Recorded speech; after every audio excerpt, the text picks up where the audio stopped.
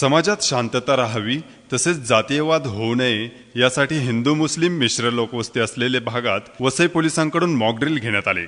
यामध्ये कायदा आणि सुव्यवस्था व्यवस्थित राहावी, त्याचप्रमाणे दंगल झाल्यास ती कशा प्रकारे हाताळली जावी यासाठी प्रात्यक्षिके करण्यात आली। तर तहसील ऑफिस, दीपमाळ, कोळीवाडा, हाती मोहल्ला, गोलवाडा, पारनाका आणि बस डेपो असा रूट मार्च काढण्यात आला होता।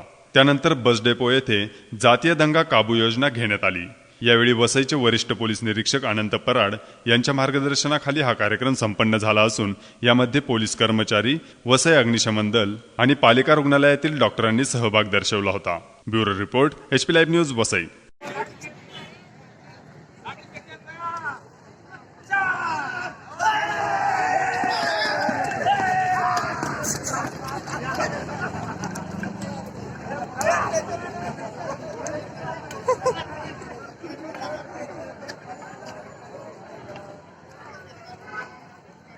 Ha ha ha!